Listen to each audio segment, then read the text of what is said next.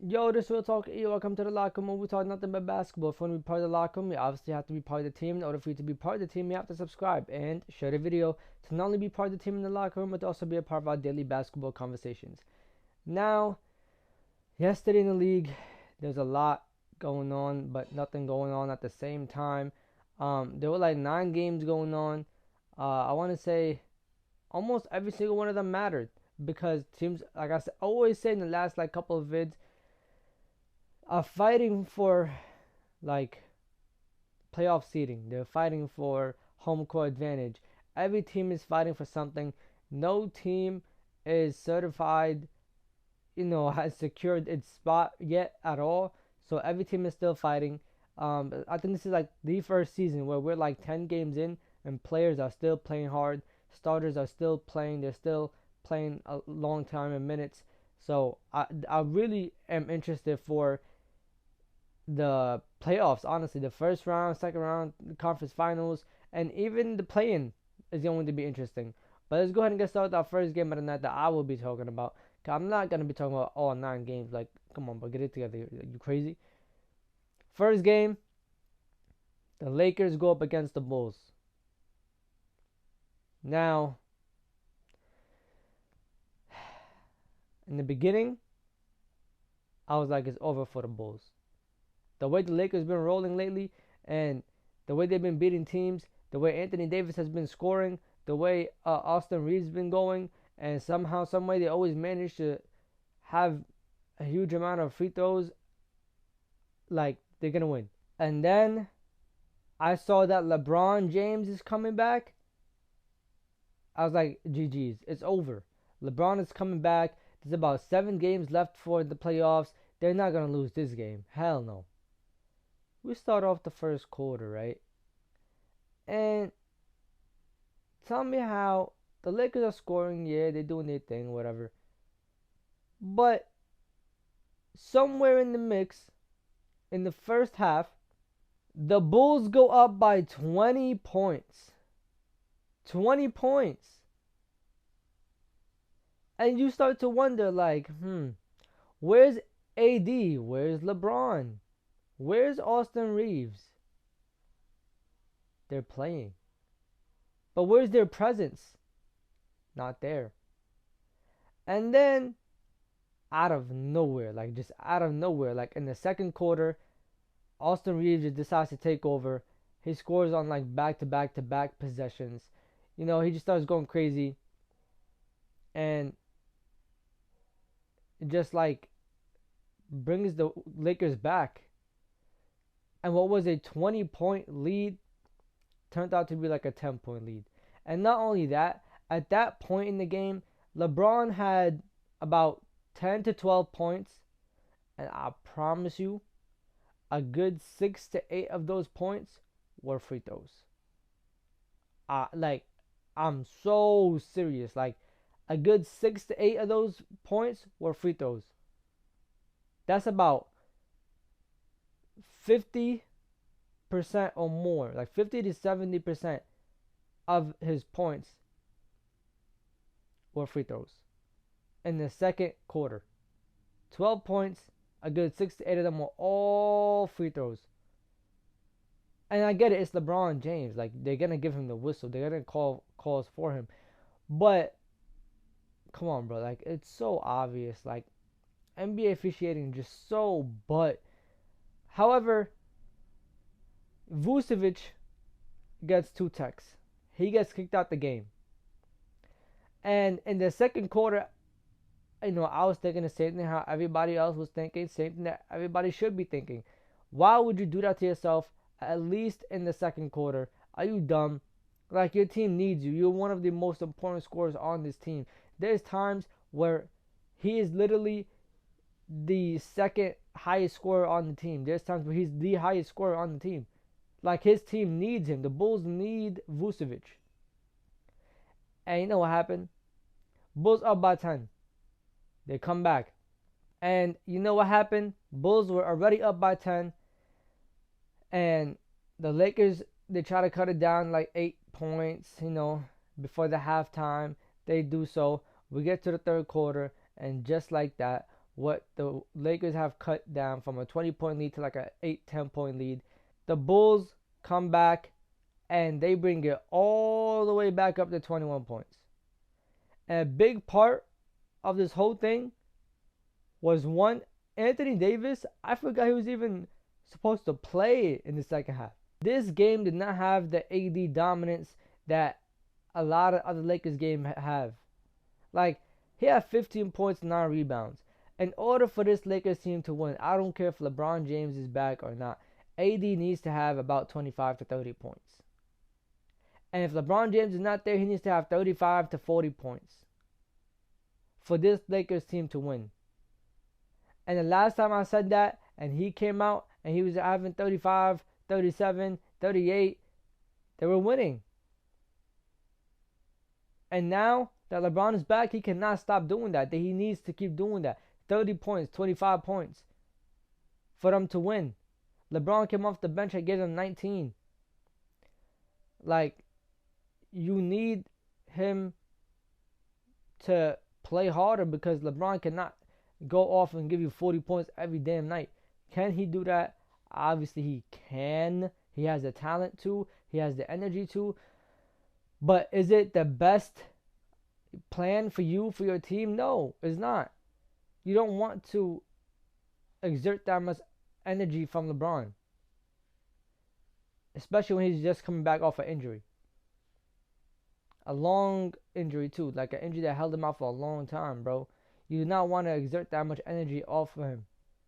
And then Austin Reeves did not have his best game neither. He had a good playmaking game.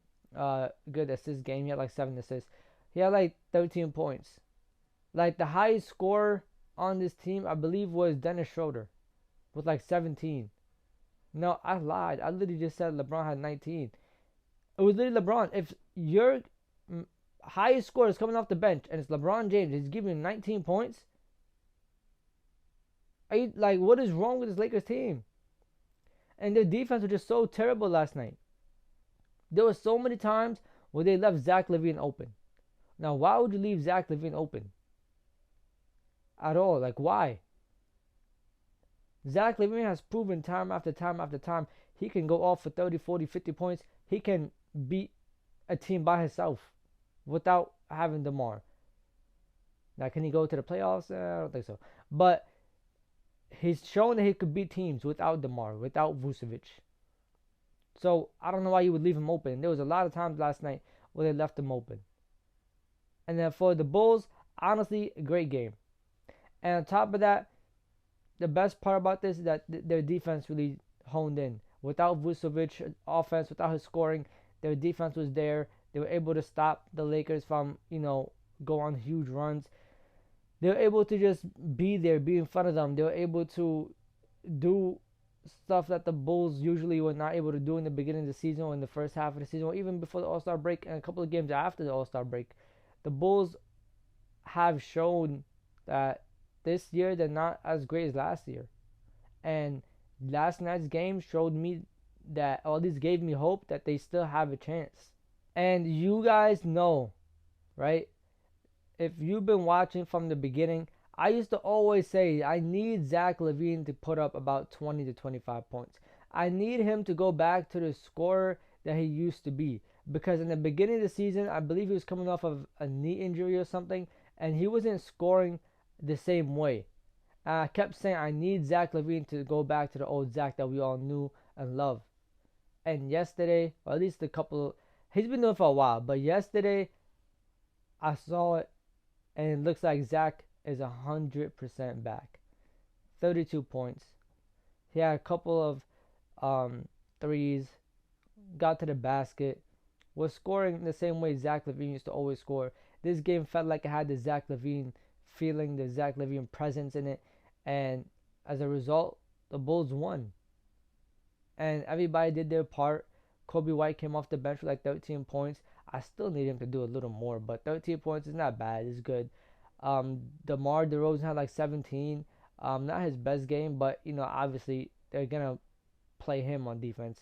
So he did his part. He did what he's supposed to do.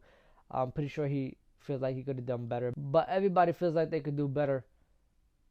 And then let's talk about our second game. The Warriors go up against the Timberwolves, and oh my God, what a show this was.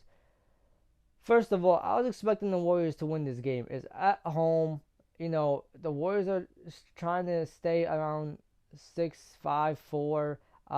In my opinion, I was thinking that they would want the Suns first round, but I guess not. They came out last night. They played the Timberwolves, and if you looked at the scoring from both sides, the Timberwolves held the Warriors down. You know, when scoring wise, they held the top two shooters in Steph and Klay Thompson. Like, I remember at a certain point, it was like 8 for 20 or 8 for 25 shooting. And there was a certain time where Klay missed his last 8 shots in the game. And, you know, just it was a lot of back and forth in the first quarter. It was a very, very sloppy game, to be honest with you. I mean, we get to the second quarter, and, you know, the Warriors, I believe, went on like a 15-0 run. And, you know, the Timberwolves came back, and pretty much it was just like a lot of back and forth. It was a game of runs. It was a game of sloppiness, a game of turnovers, especially in that fourth quarter. Oh my God, somebody explain to me, how in the world can you turn over the ball so much in one quarter? From both sides. I mean, to start off the quarter, the Warriors had like 2 to 3 or 4 back-to-back turnovers. And the Timberwolves just kept capitalizing. And then we get to, you know, about 6 minutes left in the quarter. The Warriors got it going now. Now, out of nowhere, the Warriors scoring. They're shooting. Their defense is locking in. You know, now they're forcing the Timberwolves to, you know, turn over the ball a lot. They're getting stops. And you would think that the Warriors are going to win this game the way they was playing. But the problem is, if the Warriors would come out in a game and play like that since the beginning, the whole 48 minutes, they would beat every single team. I'm telling you, they will not be struggling how they are right now.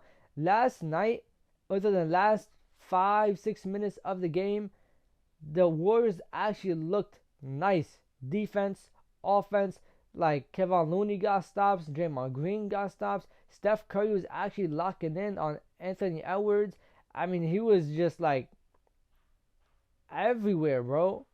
Like, the Warriors defense was getting stops. They were scoring, forcing turnovers. They were doing it all. And then it came down to the last minute of play. This was so confusing. This game was won because of turnovers and mistakes. It does not matter to me if the Timberwolves won it or if the Warriors won it, because regardless, I would have said the same thing. This game was won off of mistakes. In the last minute, the Warriors were trying to get the ball in. Kyle Anderson steals it. Timberwolves score. Boom. Karl Anthony Towns gets a couple of free throws. Boom. Now they're right back in it. We get back in, and they're trying to get it to Jordan Poole. Turnover. Another time, turnover.